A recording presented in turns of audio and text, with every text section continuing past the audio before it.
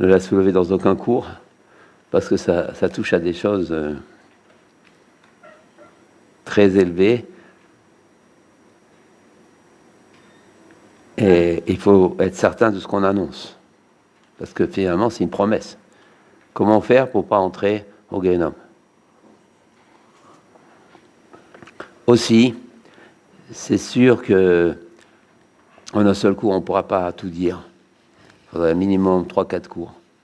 Donc ce soir, évidemment, pour ce séminaire, on ne pourra faire qu'un seul cours. Mais on va déjà déblayer un peu le terrain, on va déjà un peu donner des ouvertures. En vérité, c'est un livre. C'est un livre au moins de 100 à 150 pages. Pour vraiment, on va dire, guide pratique pour ne pas rentrer au Guéhénom. Quelque chose comme ça.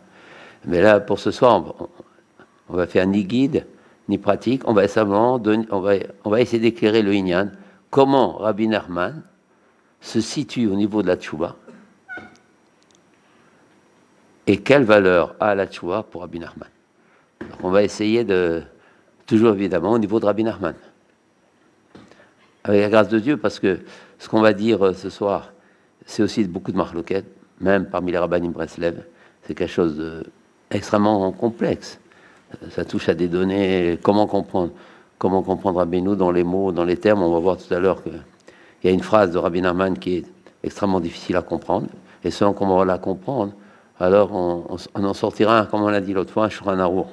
Selon comment on comprend, parce qu'il faut sortir un Shulchan Arour. Maintenant, quelqu'un dit, voilà, moi je peux faire tchouva, mais j'ai appris qu'au Guéhénom, quasiment tout le monde y passe. Il y a un Rachid en Shabbat qui dit, c'est un mérite déjà de rentrer au Guéhénom. C'est déjà un mérite.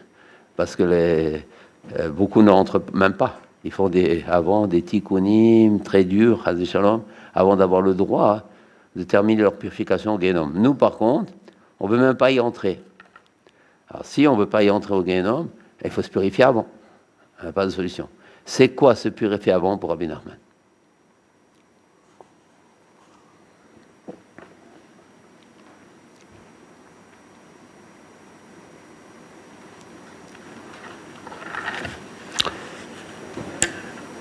Donc, la dernière fois, on a étudié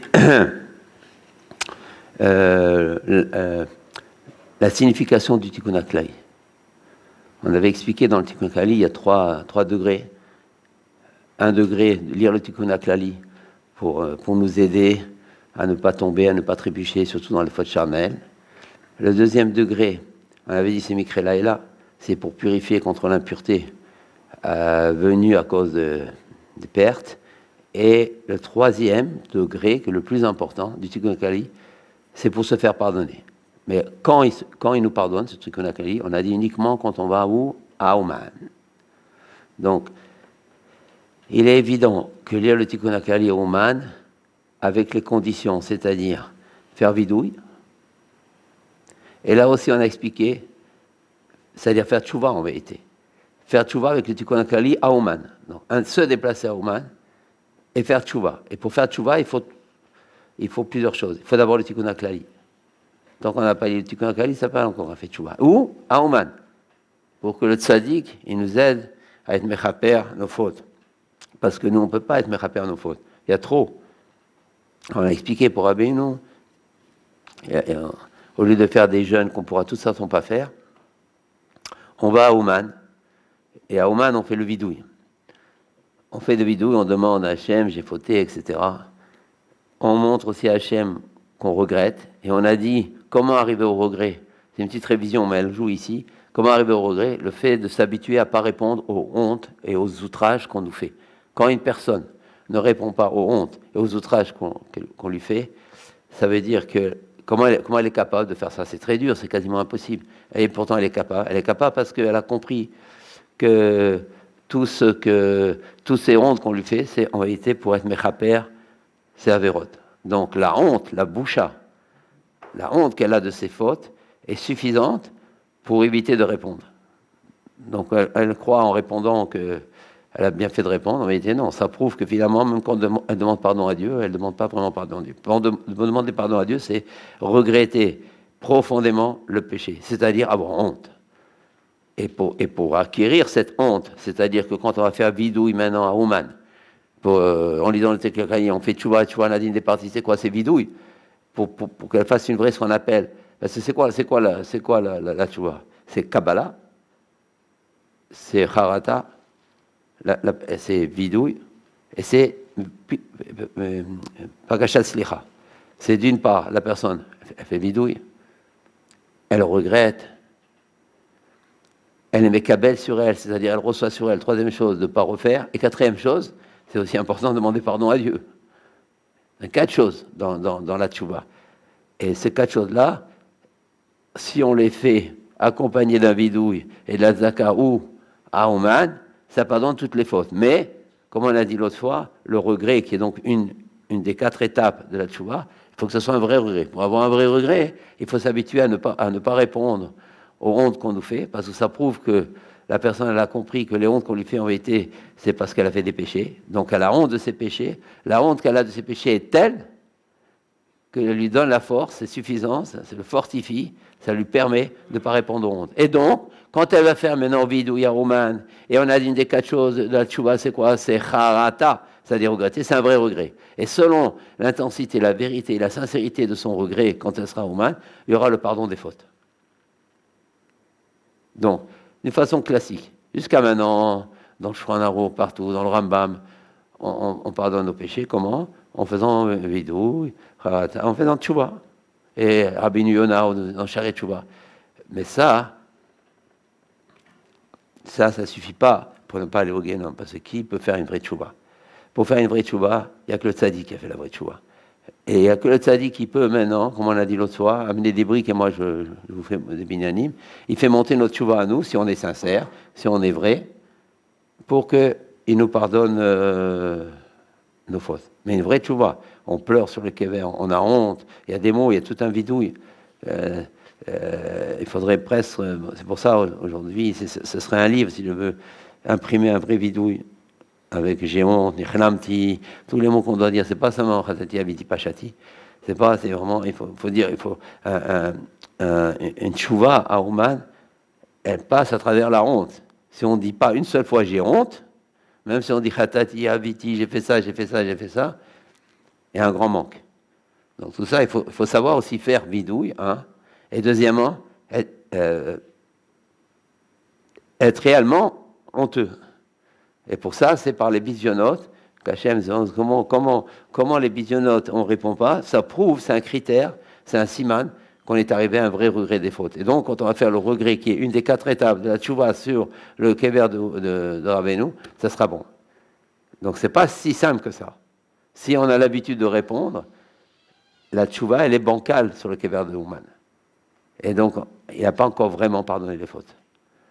C'est pour ça que c'est capital pour Rabbeinu de ne pas répondre aux bisionotes. Alors que toute la société dit le contraire. Ne pas répondre. Ne pas croire qu'on est un homme parce qu'on répond. Non. Les hontes, ça ne veut pas dire qu'il ne faut pas se défendre. Ça ne veut pas dire qu'il ne faut pas faire des birourim. Ça veut pas dire, mais pas répondre uniquement parce que la personne nous fait des hontes. Non, répondre pour faire un bureau, pour s'expliquer, mais pas parce qu'elle nous fait honte. Dès qu'on ne le fait pas parce qu'elle nous fait honte dans ce but-là, on gâche tout. Évidemment, c'est très difficile, mais c'est ça, la tchouva dans Rabbeinu. C'est la Torah va, et à ce moment-là, quand on va au Man, ça paye. C'est-à-dire, Ouman, il est rentable selon comment on s'est comporté dans l'année devant les hontes. Il faut déjà...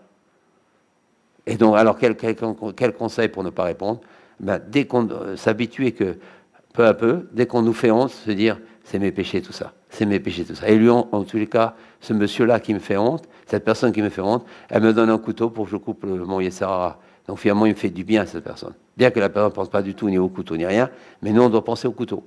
Et donc, cette personne, c'est Dieu qui l'a envoyé pour ce qu'on appelle tipoul. Tipoul en hébreu, ça veut dire un traitement, minachoresh, depuis la source, depuis la racine. C'est-à-dire, qu'est-ce qu'on fait? On tue le Yessara peu à peu. Donc, chaque honte qu'on nous fait, bien sûr, il ne faut pas le souhaiter, parce qu'on peut tomber, on peut y répondre, et là, on a tout gâché. Mais chaque honte qu'on nous fait, si on y résiste, on coupe du Yessara à la racine, à la source. Et donc, c'est sûr que, d'une part, on aura honte quand on va dire j'ai fait ça, et puis en plus, on casse dans le Yessara à sa source.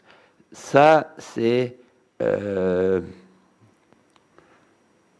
fait, c'est la manière de Rabbeinu de nous faire pardonner nos fautes. Bien sûr, il y a maintenant des petits jeunes, comme on a fait la matinée capara, tout ça, c'est sûr. Ça donne de la force, ça donne des réseaux, que ça pardonne. Et après, il y a des degrés, il y a des notions que l'on ne peut pas rentrer, on n'est pas une balance. Mais le sod de tout, c'est Ouman. Le sod de tout, c'est Ouman. C'est pour ça, c'est sûr qu'il faut aller à Ouman, et normalement tous les ans. Et une femme, au moins une fois dans sa vie. On ne peut pas y échapper à Ouman. Et quand on dit Ouman, c'est pas forcément Erev Rosh Hashanah, c'est dans l'année, mais c'est sûr que si on va Erev Rosh Hashanah, le tzaddik, il est ce qu'on appelle Poel, il active encore plus notre tchouba. C'est sûr que d'aller avant Rosh Hashanah, parce que le tzaddik Erev Rosh Hashanah, il est très, très, très puissant. Il est toujours puissant, le tzaddik, mais particulièrement Erev Rosh Hashanah. Donc il a une puissance telle qui peut faire de nos petites briques des grands binyanim de tchouba, des grands binyanim de repentir. Même si on ne reste pas à Rosh Hashanah, à Ouman. Ça n'a aucun rapport. Rester à Rosh Hashanah, à Ouman, à Rosh Hashanah maintenant, la fête, n'a aucun rapport avec le Guénon, avec la tchouva. C'est bien sûr, c'est un grand bienfait, mais ça n'a rien à voir. Là, dans ce qu'on parle, c'est Erev, Rosh Hashanah. C'est là que le tzaddik. Mais même dans l'année, une personne qui va dans l'année, qui fait vidéo, etc., c'est sûr qu'elle fait une tchouva, Rabbeinu, selon sa sincérité, selon son regret. C'est ça le plus important, c'est le regret. Et bon, il y a des conseils à donner là. Quand elle fait vidouille, la personne doit surtout insister sur les péchés qui sont les plus courants chez elle. Bien sûr, c'est cela. Et maintenant, elle ne va pas se rappeler tous les autres péchés. Elle ne sait même pas qu'il y a des fois qu'elle a fait péché. Alors ça, elle se rend quitte par le vidouille classique. Mais il est important qu'elle détaille les péchés qui sont graves chez elle, qui sont courants chez elle. Et là, Rabbeinu, il voit voilà, la personne, elle s'annule devant moi, elle fait vidouille devant moi, elle détaille ce qu'il faut détailler devant moi, et là, on plaît au tzaddik. Dès qu'on plaît au tzaddik, c'est le plus grand conseil qu'on peut faire. Après, le tzaddik s'occupe de nous. Ça, c'est la tchouva classique. Tchouva, elle n'est pas si classique que ça. Parce que d'après le Rambam, il n'y a ni Ouman, ni rien. Il n'y a ni ne pas répondre au moment, tout ça. C'est Rabbeinu maintenant qui, comme on l'a dit, qui a un peu ressuscité le Rambam, qui a mis le Rambam au cours du jour, qui a été Mekayem, le Rambam. Maintenant, le Rambam peut être réalisable. Avec Rabbi Nachman, on peut réaliser le Rambam, parce que dans toutes les yeshivot, on parle que du Rambam, c'est normal. Il y a ces posek, c'est quoi Tchouva, ou Rabbi Yonah, tous ces rishonim-là, ils ont structuré la Tchouva d'une façon merveilleuse. Donc c'est sûr, il faut parler du Rambam. Mais le problème, comme on l'a déjà dit, la fille de Rabbeinu, elle a dit, mais sans mon père, rien ne serait réalisable. Finalement, Rabbeinu a fait rend réalisable le Rambam, rend réalisable Rabbeinu Yonah, rend réalisable Sharet Tchouva. Tous ces livres dans les Shivot, qui sont évidemment des livres extraordinaires. Et maintenant, finalement, ils sont réalisés que par des gens qui sont Mekourav au tzaddik, d'une part, parce que le tzaddik, c'est lui qui va faire, comme on a dit, des binyanim niflaim, c'est-à-dire, non, on lui amène, quel tchouva on lui amène, il fait ça, même avec toute notre sincérité, c'est une tchouva très pauvre. Mais Rabbeinu, il a dit, c'est bien, tu viens, tu es sincère, tu t'es déplacé, tu as pris l'avion, tu as pris des sandwichs, tu ne sais pas où tu vas dormir ce soir, moi je vais te faire monter ton vidou, je vais te faire monter. Donc celui qui n'est pas Mekourav tzaddik, même s'il va au Man, il va au Man parce qu'il dit, de toute façon, j'ai rien à perdre. Je peux que gagner d'aller au Man, en même temps je peux retrouver mon zivou, je fais d'une pierre deux coups, et donc la personne va au Man, le tzaddik, il n'est pas poil tellement. Il dit, évidemment, tu n'as pas la émouna en moi. Ouais, tu sais qu'il y a quelque chose, des bienfaits, mais tu ne sais pas que c'est moi qui te fais ton vidouille. C'est moi qui te fais monter. Avoir la émouna dans Rabbeinu, c'est d'être méhamine que c'est lui qui fait tout. C'est ça la émouna. Pas seulement, ouais, je crois 50 tzaddik. Non, c'est lui qui fait. Toi, tu t'amènes des briques. Lui, il fait les constructions, les binyanim, comme il a dit, les binyanim miflaim. Ça s'appelle être méhamine dans Rabbeinu. Méhamine dans Rabbeinu, c'est-à-dire sans lui. Deuxièmement, ce qu'on gagne avec le tzaddik, c'est qu'il nous dit, c'est quoi le Rambam aujourd'hui? Aujourd'hui, il faut vraiment avoir honte de ses péchés. C'est pas simple. C'est pas tout le monde. Et ça, Rabbeinu, il nous enseigne d'une part qu'il faut avoir honte de ses péchés, et d'autre part, ce qui est important, c'est qu'il nous dit quel est le critère qui va prouver que tu as honte, et que donc, quand tu as fait le harata, le regret, qui est une des étapes de la tchouva, elle a été sincère, tu as honte. Toute la tchouva, c'est la honte. Aujourd'hui, on a l'habitude, par exemple, quand on verse quelqu'un, pardon, on s'est mal compris, pardon, c'est tout. Ça c'est... Même les non-juifs, ils ont ça. Il n'y a aucun... Il faut que la personne ait la honte, mais elle se mord les doigts de ce qu'elle a fait, qu'elle a vexé quelqu'un, par exemple. Ça doit la travailler, avoir mal au ventre, et honte, elle demande pardon à Dieu, elle dit mais comment j'ai pu faire ça? Mais j'ai honte de moi, comment moi je suis capable de faire ça? Là c'est bon. Là ça commence le vrai pardon. C'est pas seulement demander pardon à quelqu'un, ça c'est déjà bien, parce qu'aujourd'hui même demander pardon à quelqu'un, c'est pas évident, parce qu'on voit qu'on a bien fait de vexer. On n'a jamais bien fait de vexer. Donc, on va dire comme ça, parce que c'est pas très simple. Si Rabbeinu nous dit que la tchouba c'est quoi? Aller à Oman, faire Tikkun Klali, la Vesdaka, et faire tchouba là-bas, pas simplement comme ça, et faire tchouba mamash, comme on a dit, un vrai vidouille, une vraie charata, la Kabbalah, tout ce qu'on a expliqué, les 4 étapes, et le Vakesh Slicha à Hashem Itbarach, de tout ce qu'on a fait. Donc ça implique, apparemment, que la personne elle a fait une choix, c'est bon pour elle. Apparemment, il en sortirait, c'est bon. Mais c'est pas si simple que ça, parce que les Mekoubalim, et évidemment Rabbeinu n'est pas collègue sur ça, les Mekoubalim disent et enseignent que quand une personne faute, elle ne fait pas que se rebeller contre Dieu, elle ne fait pas que fauter, elle ne fait pas que désobéir. Ça c'est une chose, c'est vrai. Mais en plus, elle salit son âme. Et toute l'âme, c'est toute la compréhension de la personne, toute la purification de la personne, toute la puissance de la personne ne peut pas retomber, c'est l'âme. Comment l'âme agit sur le corps. Est-ce que c'est le corps qui va dominer l'âme ou c'est l'âme qui va dominer le corps? Donc la personne, elle ne fait pas que quoi? Que fauter, mais elle salit l'âme. Premier problème. Deuxième problème, c'est pas que ça. Elle détruit des mondes et des mondes et des mondes. C'est quoi détruire des mondes spirituels? Je ne sais pas moi-même, mais au moins je connais la conséquence. C'est quoi détruire des mondes spirituels? Normalement, tout ce qui arrive sur Terre, dans ce monde-ci, ça vient des sphirotes. Il y a 10 sphirotes, c'est eux qui donnent toute l'abondance. Tout vient des sphirotes. Tout. Il n'y a pas une chose qui soit matérielle, soit spirituelle, qui ne vient pas des sphirotes. Tout. Être coffert dans les sphirotes, c'est coffert dans Dieu, être un fou. Parce que tout ce qu'on a vient des sphirotes. Maintenant, donc, si on dit que tout vient des sphirotes, ça veut dire l'abondance, la bracha, l'argent, l'économie, la santé, la force, la puissance, elle vient d'où? Des sphirotes. Donc l'abondance vient des mondes supérieurs, des mondes spirituels, des mondes d'en haut. Dès qu'une personne faute, Shalom, elle commence à détruire. Elle commence à ce qu'on appelle mécalquel et olamot. Elle commence à endommager les mondes. Elle empêche leur fonctionnement. Les tuyaux commencent à se boucher. L'abondance à se rétrécir. Et c'est mes balbelles, tout l'eau. Elle a des fois une crise économique, c'est dû parce qu'il y a des Aveyron dans tel moment. Une fois, dans Gittin, il y a une Gemara, je me souviens bien, une Gemara dans Gittin, où il y avait une crise économique énorme, dans une ville, énorme, mais ce qui n'était pas normal, et gros problème. Dans Gemara dans Gittin, si je me souviens bien.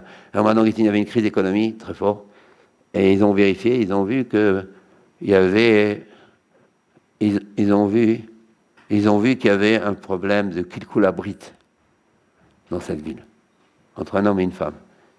Ils ont rétabli ce problème, et la crise économique, elle est partie. Voilà, parce qu'ils ont détruit des olamot, qui est en projection de la ville, parce que ça détruit déjà en fonction de où la chose mal se fait. Dès qu'on a réparé ce problème de kilkulabrit, il y a eu du mieux. C'est pour ça, aujourd'hui, ils ont beau, toutes leurs théories économiques, le problème, c'est comment on se comporte dans le bruit, c'est comment toute l'économie aujourd'hui, ils ont beau avoir toutes les théories, ça ne changera rien. Parce que tout ça dépend comme ça de l'olamot. L'olamot, il dépend de qu'est-ce qu'on se passe. Le bas, il dépend du haut. Et le haut, il dépend comment on agit en bas. Et ça, aussi bien au niveau individuel qu'au niveau général. Donc, non seulement on entraîne sur nous aussi, Haz Shalom, un qui coule dans les olamot, et donc un manque de bénédiction, un manque de parnassa, un manque de bracha. Par exemple, sa parnassa, elle n'arrive pas. Donc ça, c'est un problème, parce que généralement, un qui coule abrite. Et donc, il n'y a pas la bracha. Ou alors, parce que ça peut entraîner aussi dans les olamot. Maintenant, ça peut être une autre raison, c'est pas forcément ça, mais d'une manière générale. Donc, c'est pour ça, Donc ils disent les Mekoubalim, quand une personne faute, il y a deux choses en plus. En dehors qu'elle désobéit à Hachem, elle tâche. Ils appellent ça les ktamim. Et qu'est-ce qu'il a dit Rabbeinu? Les ktamim, c'est les tâches. Et qu'est-ce qu'il a dit Rabbeinu? Rabbeinu, il a dit, je suis un fleuve qui purifie de toutes les tâches. Donc il a déjà réglé ce problème, apparemment. Comment on va voir? Il a dit un imetaer, un nahar metaer, mais quoi, la ketamim. Comme ça, il a dit Rabbeinu. Je suis le fleuve qui nettoie de toutes les tâches. Alors que pour les Mekoubalim, nettoyer les tâches, il a dit quand même un imetaer. Et deuxièmement aussi, les olamot sont détruits. Donc on va voir quelle est la conséquence de ces 2 et 3 au niveau de la tchouva et comment Rabbeinu il s'en sort dans ça. Parce qu'en vérité, Rabbeinu, c'est le dernier tzaddik. C'est là où on est le plus bas, donc le siècle le plus bas, le plus namour, le plus mékoulkal. C'est ce qui se passe aujourd'hui, le monde est devenu fou. Fou pour l'argent, fou dans tout. Chacun comprend ce qui est facile de comprendre. Et donc on est dans une vie folle. Donc c'est vraiment l'Hachem, il nous envoie le tzaddik, le plus grand, pour pouvoir réparer, et pour pouvoir nous sauver. Donc, en allant un peu plus loin, c'est pas simple, hein, chaque chose a son. En allant un peu plus loin, maintenant, si on posait la question maintenant gassement, c'est-à-dire lourdement, alors rentre au Guénom, rentre pas au Guénom. Ça. Apparemment, si on va au Man, si on lit Tikkun HaKlali, si on fait ce qu'il a dit, la tchouba sincère et tout,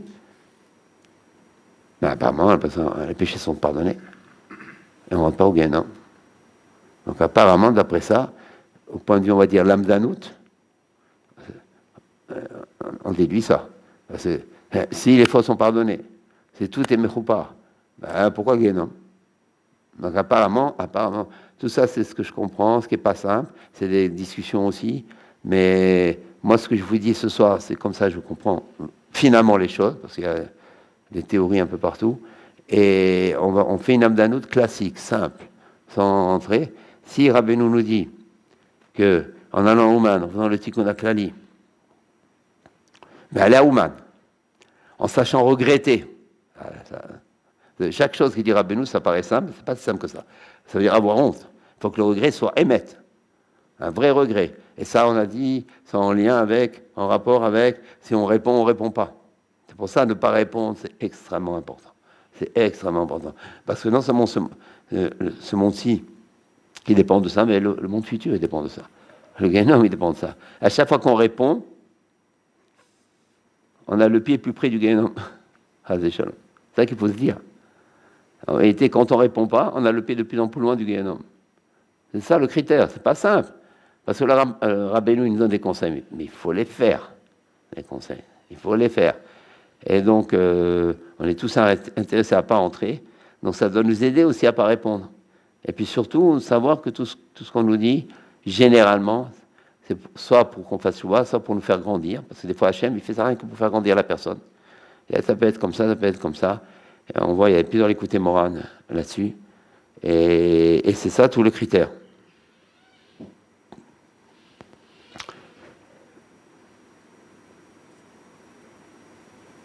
Donc si on dit comme ça, on peut se poser la question, qu'est-ce que Rabbeinu il fait des tâches? Qu'est-ce que Rabbeinu il fait des mondes, des olamot détruits? Donc c'est clair à quel stade on est là. On a parlé maintenant de la rébellion contre Hachem, que normalement il y a une punition. Et la punition c'est quoi? C'est le Guénom. Mais si maintenant on fait ce qu'il dit Rabbeinu, et il faut y aller tous les ans, c'est une année après elle est passée, c'est tous les ans. On se donnait avec le Dieu à Ouman. Apparemment, cette catégorie de punition, cette catégorie de désobéissance, elle est réglée. Avec tous les mais bien faire les conseils. C'est pour ça qu'on va tout le temps à Ouman. Non seulement parce qu'il y a une année qui est passée avec ce qui a pu se passer, mais parce que peut-être on l'a mal faite, la tchouba sur la première fois. On n'avait pas vraiment honte Pour Hachem, ce qui intéresse, c'est qu'on ait honte devant lui. Il veut qu'on prouve qu'on l'aime. Quand est-ce qu'on prouve qu'on aime quelqu'un? C'est quand on a honte d'avoir mal fait. Mais simplement lui demander pardon, voilà, pour qu'il n'y ait pas d'histoire, ça ne prouve pas encore son amour. L'amour qui prouve, c'est que j'ai honte d'avoir fait ça à toi. J'ai honte, je ne me reconnais pas. Comment j'ai pu faire ça? On l'a dit l'autre fois, je suis fou d'avoir fait ça. Alors, bien sûr, il faut se trouver des Nikoudot Tovot, après, cette personne va s'écrouler. Mais au moins avoir honte de ça. Ça prouve qu'on aime Dieu. Et quand Dieu voit qu'on l'aime, alors Dieu, il agit en conséquence. Et là, il n'a plus besoin de faire des milliers de jeûnes, il n'a plus besoin de mortifications, il n'a plus besoin de rentrer dans des tas de bilboulim. Je m'occupe de toi. Mais évidemment, ça passe par qui? Par le tzaddik. Le tzaddik, c'est lui qui fait cette étape. Donc, ce qu'on est en train de se dire ce soir, c'est extrêmement important. C'est énorme. Déjà, rien que, même si on s'arrêtait là déjà, il faut prendre conscience que c'est énorme. Mais il faut faire la vraie tchouva. Et Ouman prend une autre allure maintenant. Et quand on dit Ouman, c'est dans l'année, mais on a dit plus quand Erev Rosh Hashanah. C'est sûr que la tchouva, c'est-à-dire le voyage, et la tchouva à Ouman quand Erev Rosh Hashanah a une plus grande importance que dans l'année. Mais déjà dans l'année, c'est déjà énorme. Là, les vagues déjà, un carré dans l'année. Et c'est surtout le sort, c'est d'aller sur le kever du tzaddik.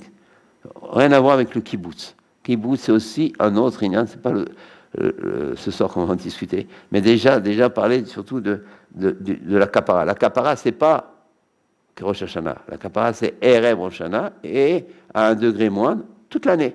L'important, c'est d'aller à Ouman, lire le Tikkun HaKlali, la Zaka et faire tchouva avec les 4 étapes qu'on a dit et avec le regret, avec détailler les fautes les plus courantes. Bon, il y a des petits conseils même là-dedans. Même là-dedans, il y a des petits conseils.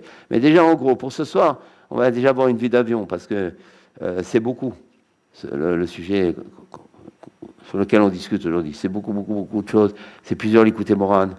C'est sûr qu'on ne va pas faire ça pour plusieurs raisons. Mais déjà avoir une vie d'ensemble, voilà, Rabbeinu, maintenant, sans passer par des jeunes, c'est ça qu'il faut comprendre.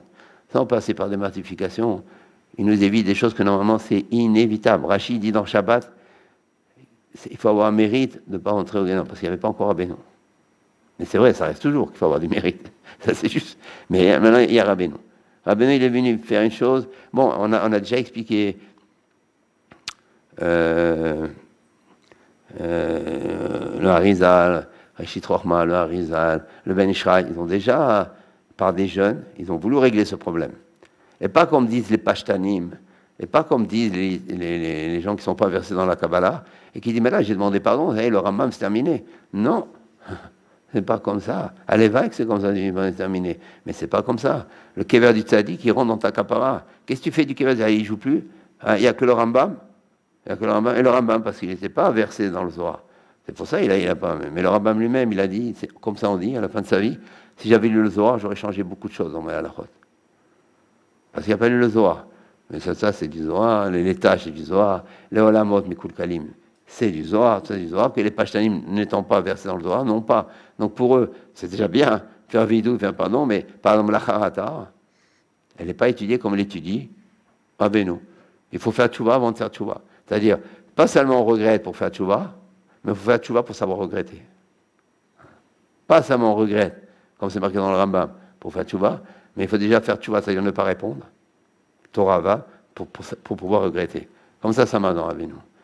C'est un aller-retour qui n'est pas présent dans le Rambam.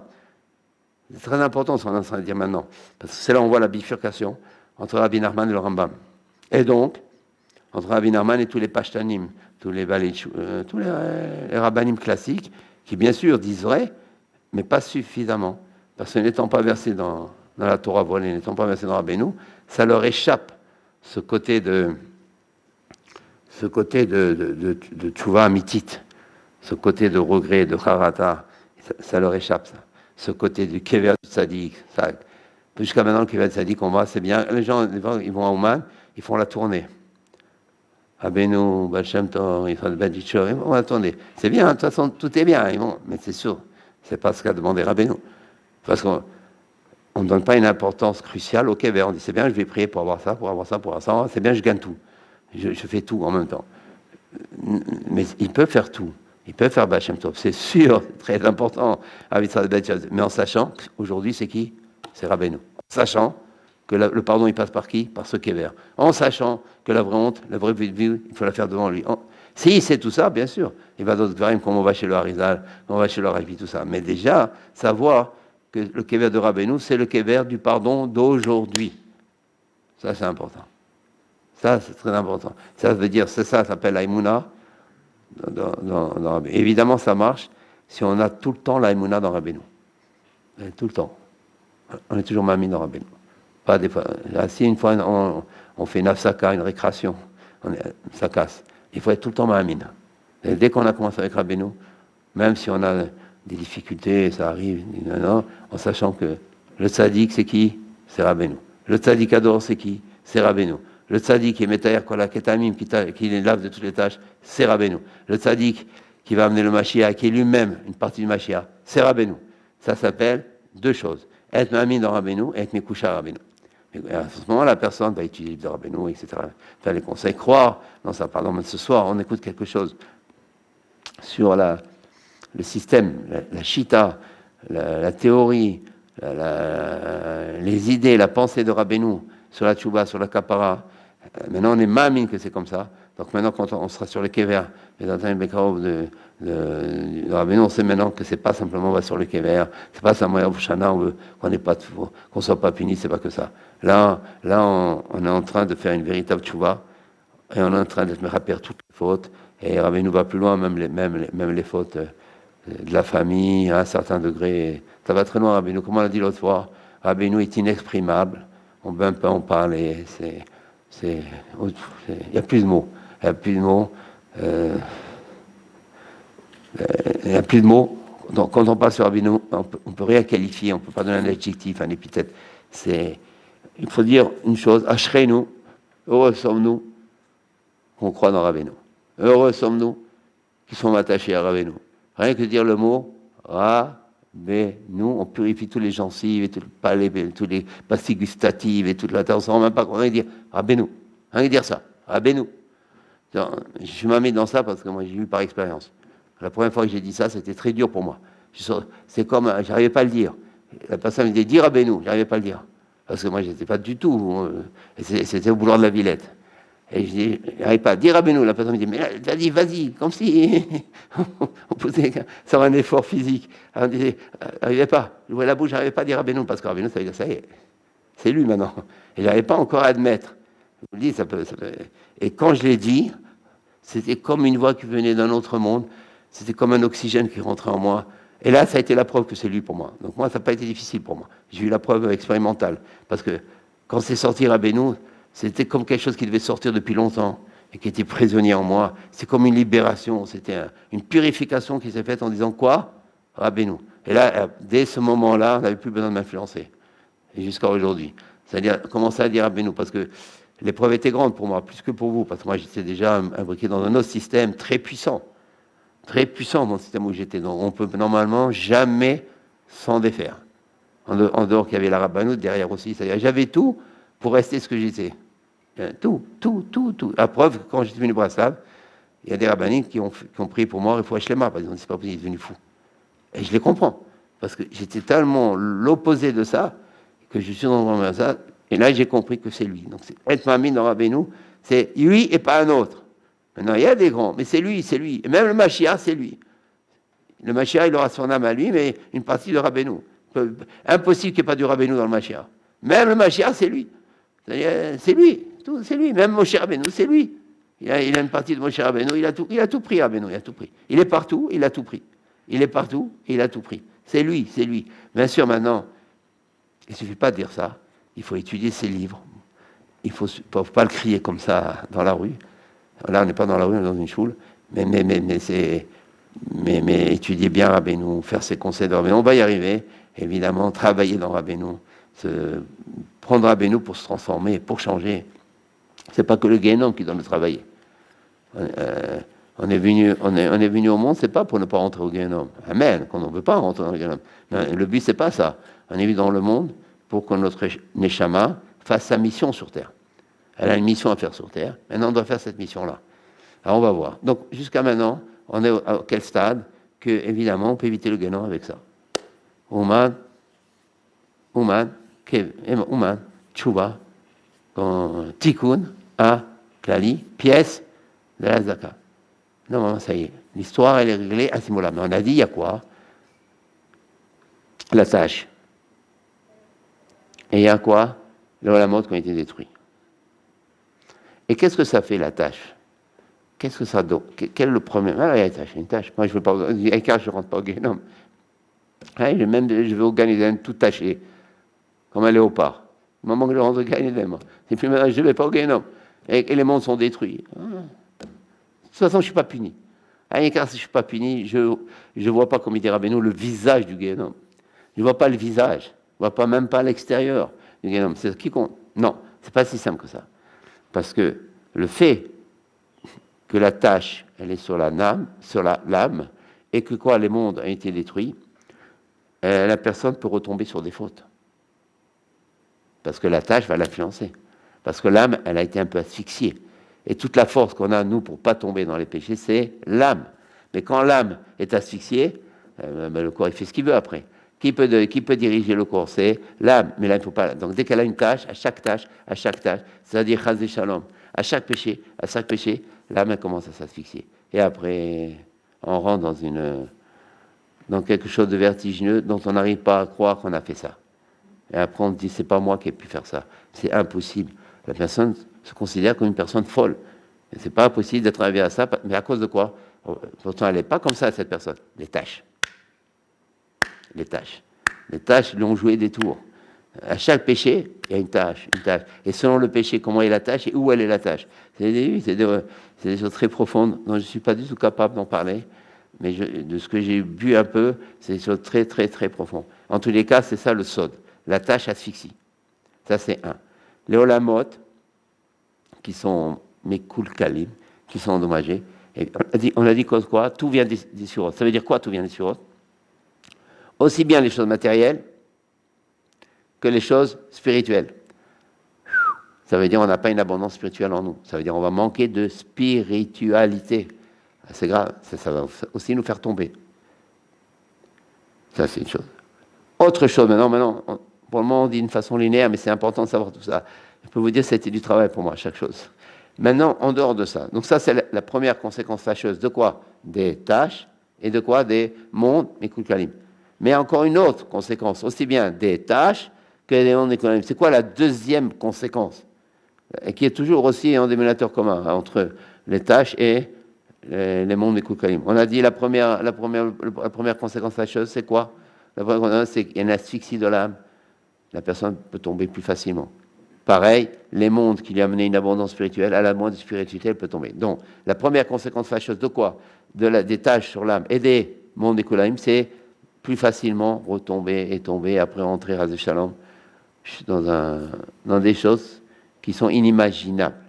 Parce qu'après, c'est plus exprimable. Ça, c'est la première conséquence fâcheuse. Deuxième conséquence fâcheuse, des tâches sur l'âme et des mondes écolaïm qui sont toujours, mais qui sont toujours en quoi? En dénominateur commun.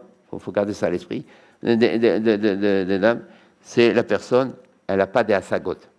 C'est-à-dire, elle va moins comprendre la Torah. Elle va moins avoir des perceptions.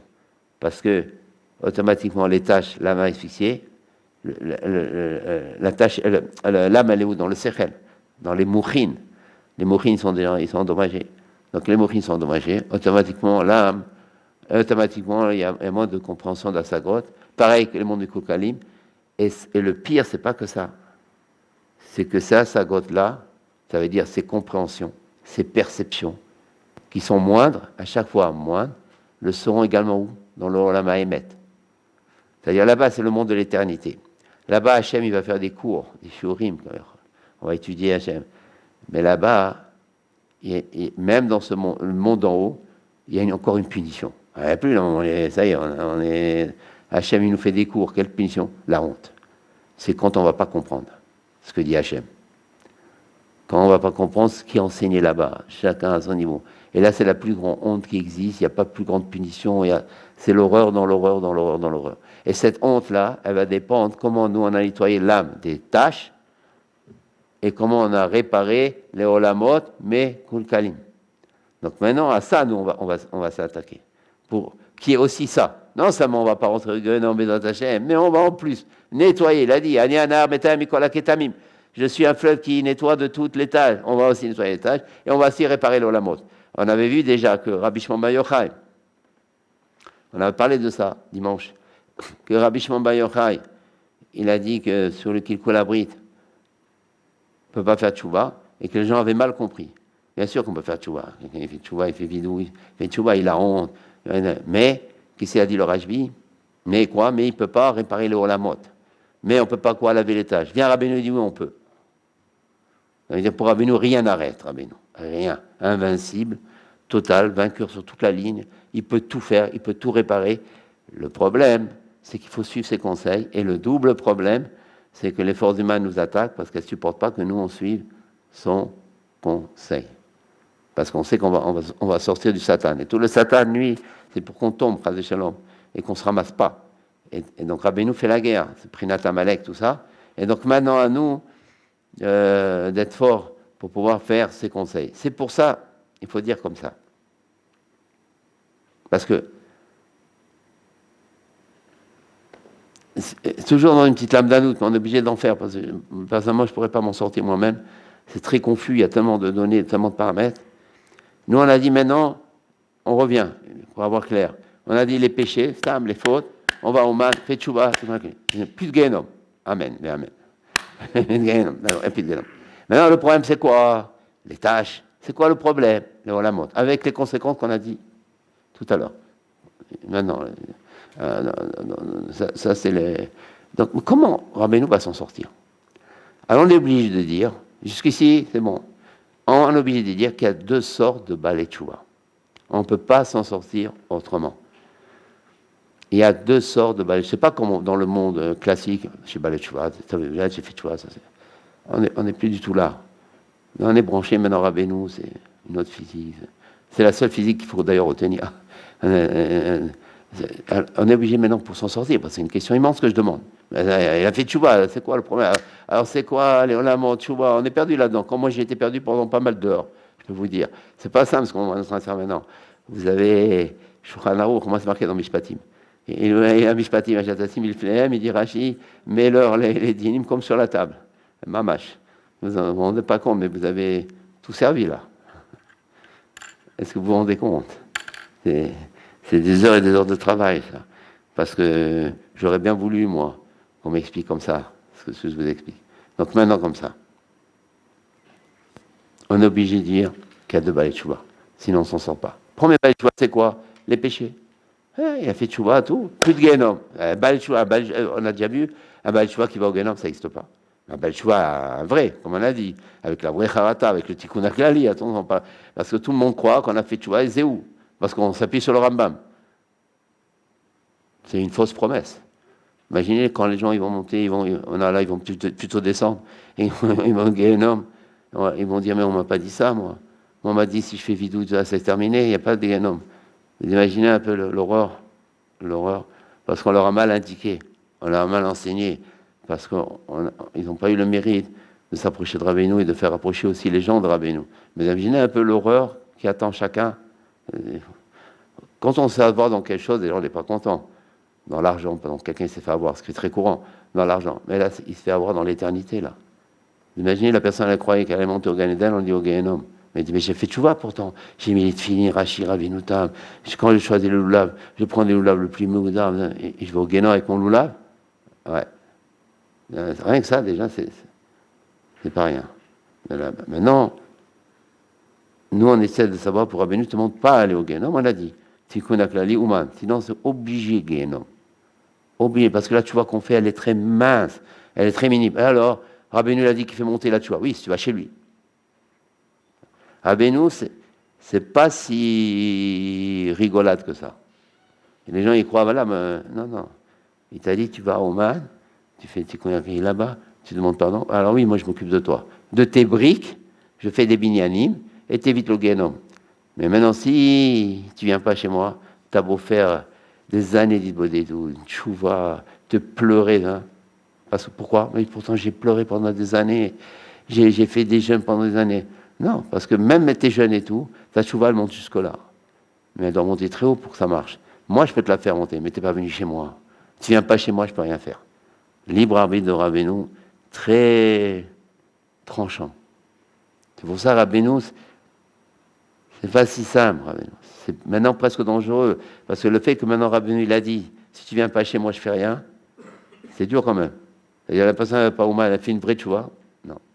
Mais comment j'ai fait tchouva comme le Rambam? Non. Chez moi. Un davar gadol mise. Non, il n'a pas dit comme ça. Un davar gadol mise. Il n'y a pas de plus grand que ça. C'est ça. Pourquoi il n'y a pas? Je t'évite le guénon. Il y a plus grand que ça. Qui aujourd'hui peut être maftia? Qui aujourd'hui peut faire une promesse? Si tu me suis, tu vas pas au guénon. Personne ne peut dire. Il n'y a que lui qui peut dire. Il y a Rabbeinu. Tu me suis, tu n'iras pas là-bas. Mais maintenant, Rabbeinu, il va encore plus loin. Là où le Rajbi s'est arrêté, Rabbeinu, il continue. Là où le Rajbi s'est arrêté, c'est-à-dire quoi? Où il s'est arrêté? On l'a déjà dit. Les tâches et les olamot qui sont détruits. Lui, moi, Rabbeinu, moi, je continue. Moi, je vous amène là-bas, encore plus loin. Comment encore plus loin? Moi, maintenant, je vais vous laver votre âme, nettoyer votre âme.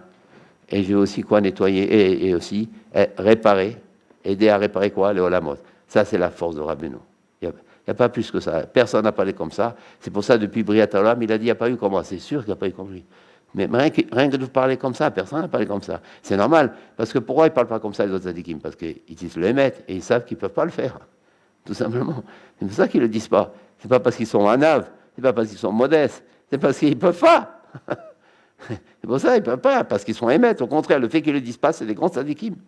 Ils n'ont pas menti, ils ont dit vrai. Maintenant, Rabbeinu, le fait qu'il le dise, c'est un grand tzadik, ça veut dire que c'est le plus modeste qui existe. Donc c'est émettre. Donc maintenant, Rabbeinu, il va. Mais non, comment arriver? Alors on a dit tout à l'heure qu'il y a deux sortes de balai tchouva. Il y a le balai tchouva numéro 1 qu'on connaît toujours. Mais, encore une fois, balai tchouva, pas balai tchouva classique. Balai tchouva classique, c'est sans le tikkun haklali, sans Ouman, etc. Là, ça ne suffit pas. Les fautes restent quelque part.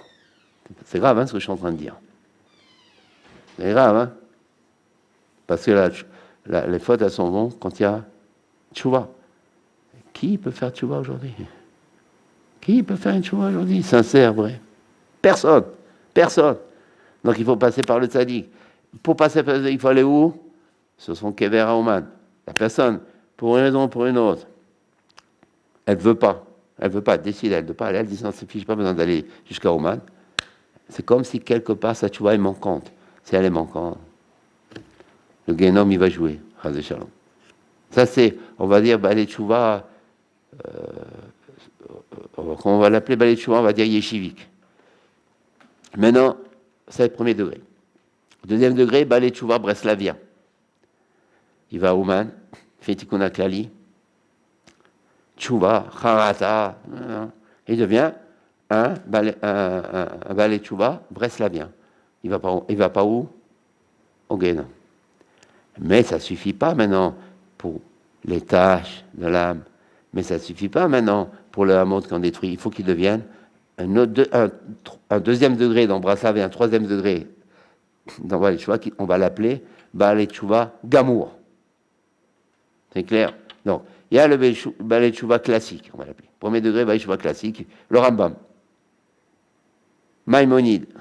Premier degré, ça du Rambam à la Shalom. Ça, c'est le premier c'est déjà bien. Mais dans ça, il y a Guénom. Après, il y a le Balei Tchouva breslavien. Ça veut dire quoi? On va dire oumanien. On va l'appeler oumanien. Donc le premier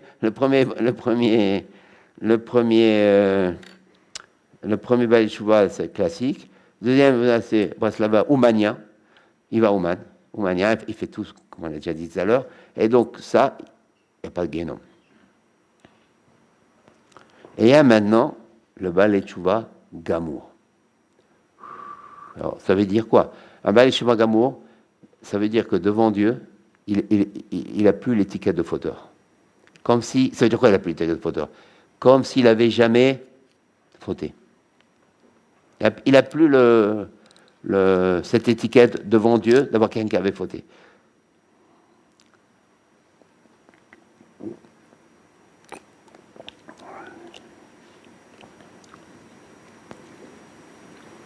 Comment y arriver? Il est là, le Ignal. Comment arriver à cette perfection, c'est-à-dire un bal choix total, où là, tout est réparé, tout, la main est nettoyée, tout. Donc, ça va l'éviter de refauter, et en plus, il va avoir les asagotes, les compréhensions, c'est-à-dire, il part pur, comme s'il avait jamais fauté, c'est-à-dire, il a accompli la mission de son âme. Et à la personne, ça y est, plus rien ne le fait tomber, il trébuche plus, de moins en moins, il tombe de moins en moins, il est fort, il est puissant, ça y est, c'est un homme de Torah, Mamash. Ça s'appelle Balei Tshuva Gamon. Et là, Rabbeinu, il s'est attaqué aussi là-dessus. Donc, on prend une petite lame d'anout aussi, on est obligé de dire. Jusqu'à maintenant, on a parlé de quoi? De la Teshuvah sur les fautes du passé. Maintenant, on parle de la Teshuvah sur l'avenir. Comment la personne va se comporter? Comment elle doit faire? Qu'est-ce qu'elle doit faire pour arriver à nettoyer ces tâches? Parce que quand il dit Rabbeinu quoi? Je suis un fleuve qui répare je suis un fleuve qui répare les tâches. Un métaire, Mikola Ketamim. C'est pas vraiment je suis avec Rabbeinu, ça y est, il y a un jet d'eau. Non, ça veut dire quoi je suis avec Rabbeinu? C'est quoi être avec nous? C'est quoi ce fleuve? Comment amener ce fleuve sur moi? Comme ça, il faut étudier toujours Rabbeinu. Il faut se méfier de ces phrases. Elles paraissent trop jolies, trop gentilles. Mais en vérité, c'est du travail. C'est une avoda. Alors, Rabbeinu, il a donné, on va peut-être faire une première partie. Là, déjà, c'est déjà une première partie, ce qu'on a fait. C'est bon, là. Ça va? Là.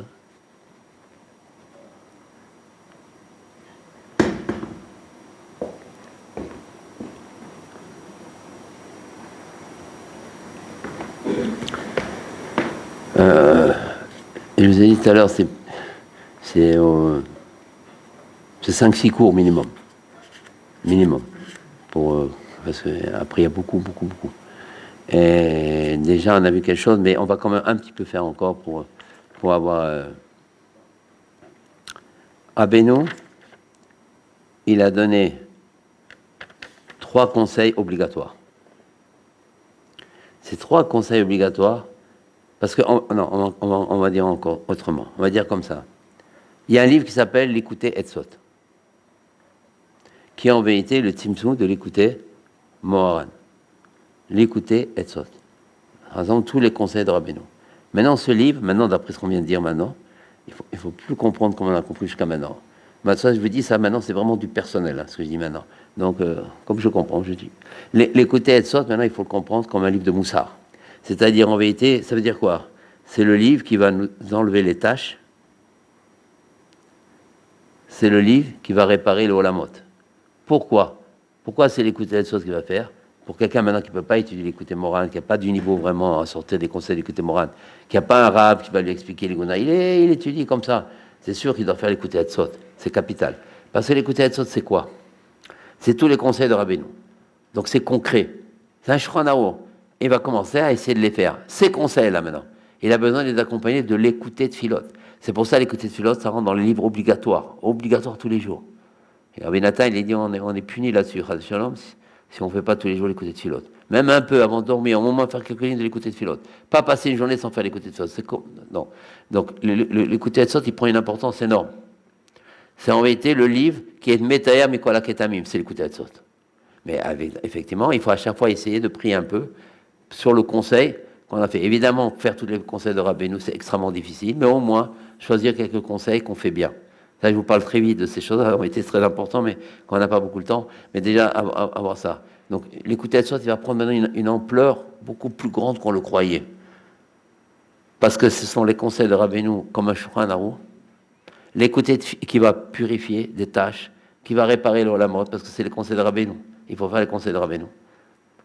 Et l'écouter de Philote qui vont nous permettre de suivre ces conseils Maintenant, Rabbeinu, il a donné 3 gros conseils qui vont permettre de suivre justement tous ces conseils. Idbo des doutes tous les jours. Idbo des doutes, on va le faire à Pilam Danout pour le moment, on ne rentre pas dans les... C'est quoi exactement Idbo des doutes? On rentre, pour le moment, dans notre work, on est en train d'expliquer maintenant. Idbo des doutes, c'est 2 choses. Ça nous permet de suivre les conseils de Rabbeinu. Parce que maintenant, c'est les conseils qui vont faire tout. Les Etzot, c'est ça, les Etzot de Rabbeinu, c'est ça. C'est les conseils de Rabbeinu. Donc l'écoute Sod prend une importance grande. Évidemment, si quelqu'un par l'écoute morale, il arrive tout seul, mais c'est pas donné à tout le monde, sauf s'il étudie avec une personne qui sait étudier l'écoute morale. C'est difficile d'étudier l'écoute morale. Mais en tous les cas, au moins l'écoute Sod va prendre une importance énorme, parce que c'est ça qui va tout faire. C'est les conseils. Il va l'accompagner de l'écouter de Fila, l'écouter de Philot, pour pouvoir réaliser ça. Et l'idbo des doutes va permettre justement de faire ses conseils. Parce qu'il va demander à Hachem, fais-moi que je fasse ça, l'écouter de Philot, l'idbo des doutes. Voilà, il a appris un peu, il va prier Hachem. Et deuxièmement, l'idbo des doutes, donc l'idbo des doutes, c'est ce qui va me permettre de réaliser les conseils. Et donc, ce qui va me permettre de réaliser les conseils, ce qui va me permettre de me purifier des tâches. Et donc, quoi, de réparer l'eau à la motte. Vous voyez comment il faut comprendre l'idbo des doutes. On est obligé d'étudier le Pilam Danout maintenant. Mais après c'est Shranao. Mais déjà pour nous. Et deuxièmement, l'idbo des doutes, c'est en soi. L'idbo des doutes, c'est en soi. Il y a plein de misotes. On parle avec Hachem, on fait vidéo. Il y a plein de misotes dans l'idbo des doutes. En soi, l'idbo des doutes, c'est une misvah gdola meod. En soi. D'une part, c'est un moyen. D'autre part, c'est un tachlit. L'idbo des doutes, c'est d'une part un moyen. Je parle très vite, c'est des choses très importantes parce qu'on n'a pas beaucoup de temps, mais il faut revenir là-dessus, repasser là-dessus. C'est capital, c'est capital. Sinon, on ne sait pas de quoi on parle, on ne sait pas ce qu'on fait. L'idbo des doutes, c'est deux choses. C'est un moyen et c'est aussi le tachlit. Il joue sur deux choses. C'est un but en soi. Vous avez des mises qu'on fait. L'idbo des doutes est capital, tous les jours. Et si on n'arrive pas, même 5 minutes, 10 minutes, mais il faut faire l'idbo des doutes tous les jours. Il ne faut pas qu'un jour passe. Il ne faut pas dire, oh non, 1 heure d'Idbo des doutes, je ne le ferai pas, on ne fait rien. Non, il ne faut pas faire ça, salut Sarah, même 5 minutes. Mais au moins faire Idbo des doutes. Ne pas passer un jour sans Idbo des doutes. Si on ne l'a pas fait, le faire dans son lit. Ou en marchant, en allant à la choule, en revenant de la choule, en allant au travail. Pas quand on conduit, mais quand on marche. Alors, il faut penser, au moins quelques minutes, voler, au moins ça. Au moins, on a fait Idbo des doutes. Et Hachem, il voit la sincérité de la personne, l'effort. Elle a pris conscience d'Idbo des doutes. Hachem, il dit. Parce qu'en vérité, qu'est-ce qui se passe? C'est très enfantin l'histoire. Plus Hachem va voir qu'on veut se purifier, plus Hachem va voir qu'on veut réparer les halamot, plus Hachem il voit qu'on l'aime, et puis il va faire avec le tzaddik ce qu'il va faire. Et on va réparer tout ça. Mais pour ça, il faut. Si quelqu'un dit non, moi je ne peux pas faire une autre bédouche, j'arrête. Non, ça c'est du Yetzara. Fais 5 minutes, après tu pourras faire plus. Parce que quand on fait les 5 minutes de bédouche, il faut penser à une chose. Que c'est dans le but de faire un jour 1 heure. Et il ne faut pas du tout être choqué d'1 heure, dire c'est impossible. Ça s'appelle les moqueries de Katnoun. C'est très possible 1 heure. C'est parce qu'on est pris là où on est pris. Alors comment on commence? 5 minutes, 10 minutes. Mais ce qui est important, c'est dans ces 5 minutes, 10 minutes, on a le but de faire plus après. Un quart d'heure. Pas se dire voilà, moi je fais toujours 5 minutes, après c'est vieillir dans l'Idbo des doutes. Ça, il ne faut pas. Il y a toujours le danger dans Rabbeinu. Il donne un pré-conseil. Pour arriver, mais pas un préconcept pour t'éterniser. Parce qu'après, c'est pas bon. Parce qu'il a quand même dit Shah. Il a quand même dit. Il a parlé aussi d'étudier la halakha. Étudier la halakha aussi, c'est pas simple dans Rabbeinu. Ça veut dire quoi? Étudier la halakha dans Rabbeinu.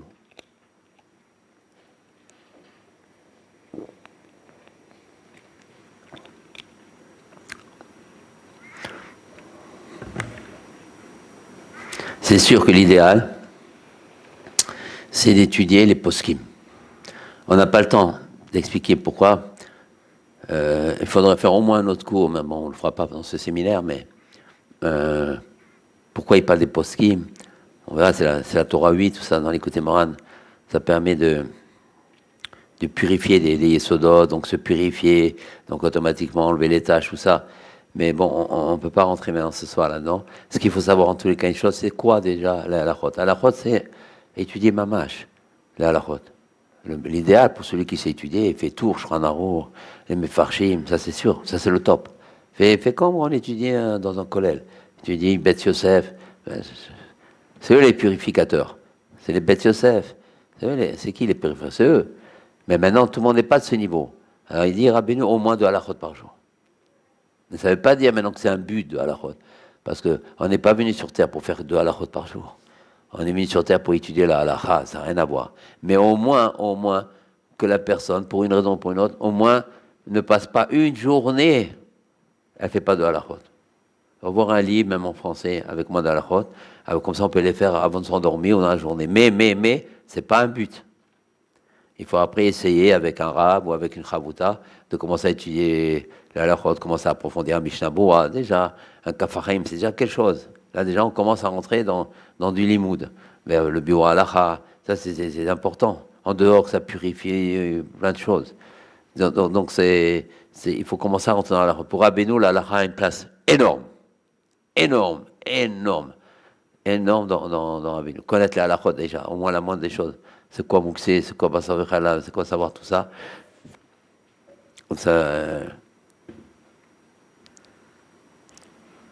Et la troisième chose qu'il a exigé Rabbeinu, c'est d'aller où? À Oman quand? Rosh Hashanah. Encore une fois, comme on a dit,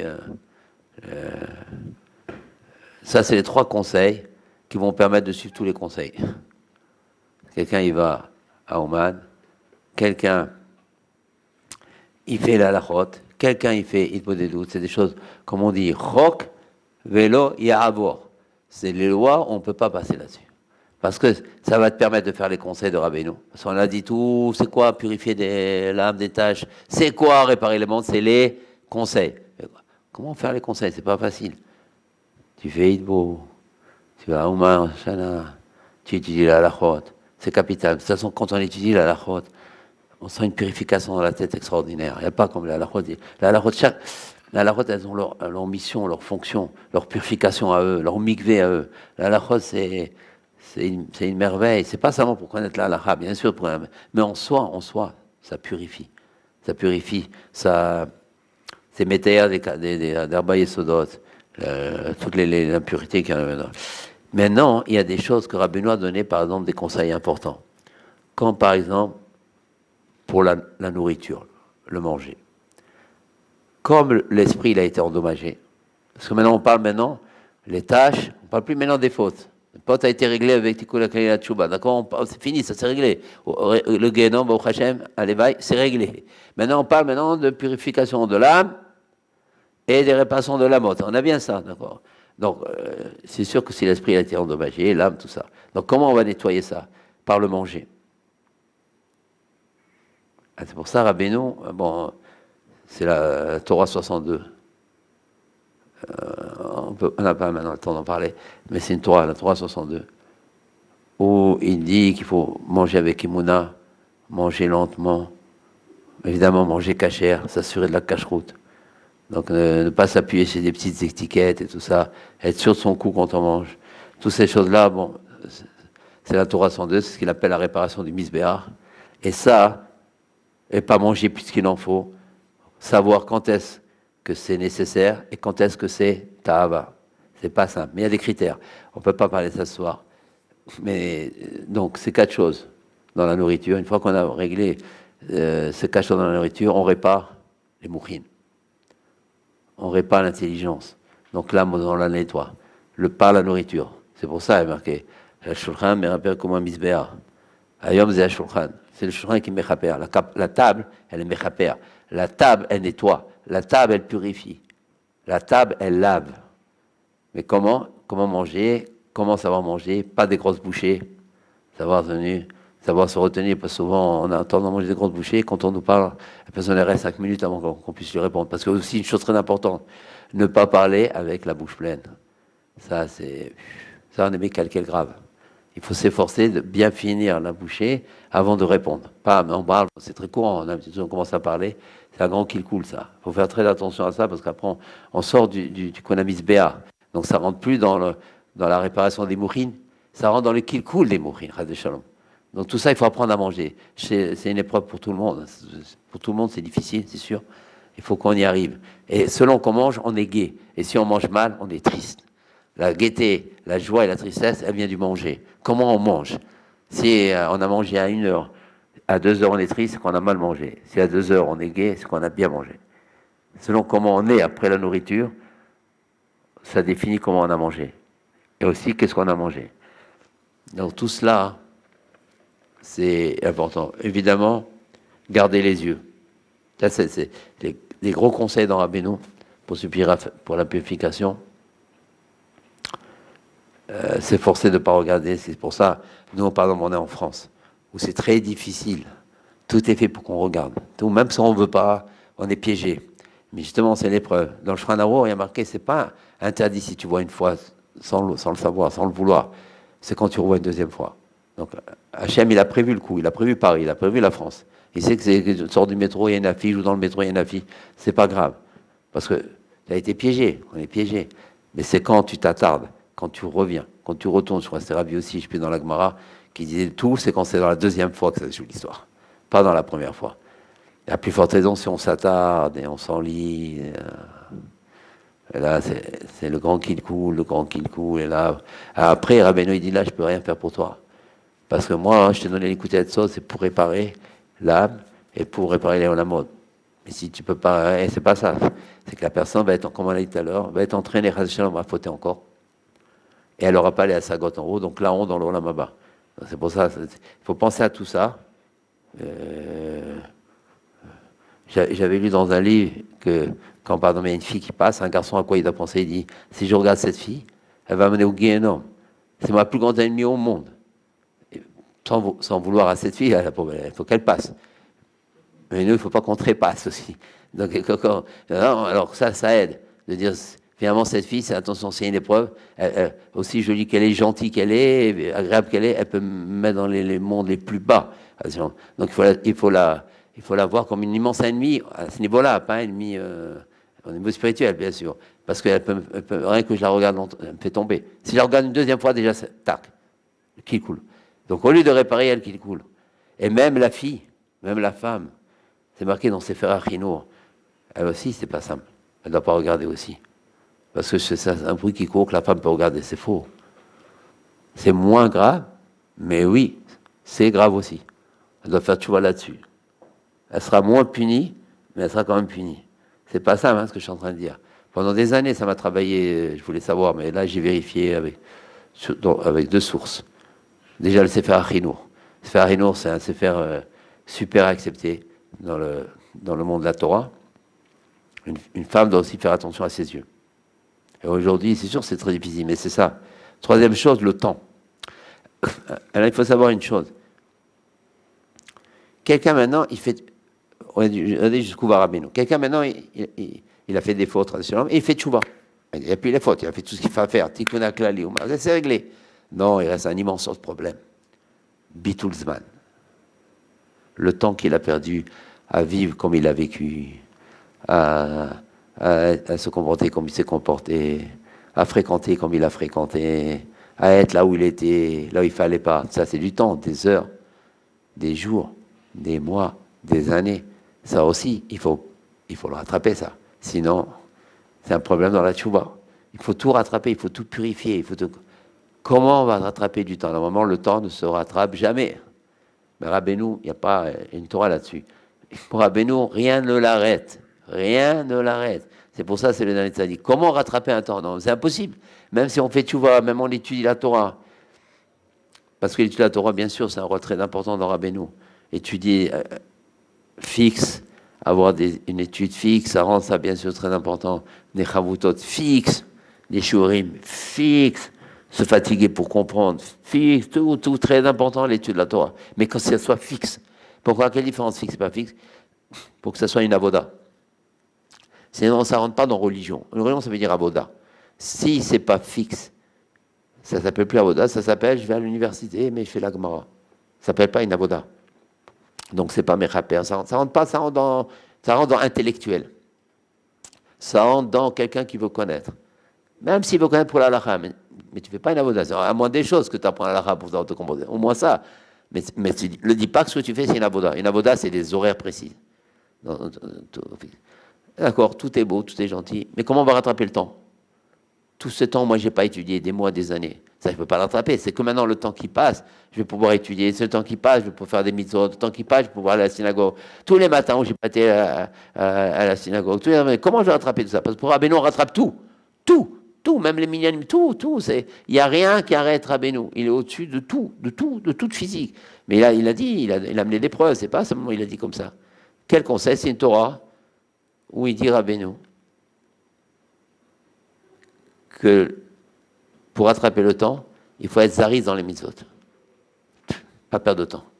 C'est-à-dire, normalement, une personne, pour telle bonne action, elle doit mettre peut-être 1 heure. Maintenant, elle va mettre une demi-heure. faut qu'elle passe plus vite. C'est les, tout de suite. Pas, pardon, elle va mettre les tefilines, elle commence à mettre les tefilines. Non, tout de suite, hop, elle prend le sac des tefilines. Tout ce qui est rapide, tout ce qui est zélé, tout ce qui est zaride, elle rattrape du temps. Tout faire vite, tout, nanana. On me demande une misa de faire, on me demande un service. Pareil, je dis d'accord et j'attends. Hop, oui, tout de suite, je fais le service. On me demande un service. Quelqu'un dit, tiens, tu peux m'apporter tel objet. Elle ne va pas comme ça. Ah, elle prend tout l'objet. Chaque chose qu'elle fait vite, chaque chose qu'elle zaride, elle rattrape le temps. Ça fait que Rabbeinu à tous les niveaux. Évidemment, encore une fois, c'est pas maintenant parce qu'elle va faire vite qu'elle a rattrapé le temps. Parce que le fait qu'elle a fait vite et qu'elle a écouté le conseil de Rabbeinu lui va lui faire rattraper le temps, parce qu'il est en dehors du temps, Rabbeinu. Tout ça passe par Rabbeinu, mais il faut que tu m'amènes des briques. C'est quoi tes briques? Ton zèle, ta rapidité, ton enthousiasme. Plus tu vas être enthousiaste à faire, plus tu vas faire les choses. Mais si tu fais avec une grimace, si tu fais avec lenteur, toi, il faut faire avec force. Mais pas rapide là-dessus, là, tu vas prier vite et tu vas bâcler. C'est pas ça, rapide. Rapide, tu vas arriver à la synagogue. Tu vas te préparer pour la synagogue comme si tu vas à un mariage. C'est très dur. Le lever du matin est très dur. Quand il fait froid, il faut se préparer. Après, la choule, il fait nuit dehors. Mais c'est une épreuve pour tout le monde. Et selon comment maintenant on le fait, là commence la purification. Dans Rabbeinu, il répare tout parce qu'il n'a rien laissé aussi. C'est ça le problème. Il répare tout, mais il y a des choses qu'on peut... Non, tu peux rien bâcler. Tu peux rien mal faire, tu peux rien, parce que lui il répare tout. S'il répare tout, tu es obligé d'en tout faire quelque chose. Ah, ça c'est la physique de Rabbeinu. Maintenant c'est sûr que... Et donc ça s'appelle à ce moment-là un balai tchouva gamou. Parce que là, il a tout purifié. Les fautes, elles sont tombées, comme on a dit. Et quoi la deuxième chose? Il a purifié son âme de quoi? Des tâches, et il a réparé l'olamot. Alors s'il fait vraiment une tchouva comme ça, ben normalement, ça y est, il s'appelle un Bal Tshuva Gamour, et pas un simple Bal Tshuva. Amen, qu'on y arrive. Oh, Adonai, amen, on va s'arrêter là pour ce soir.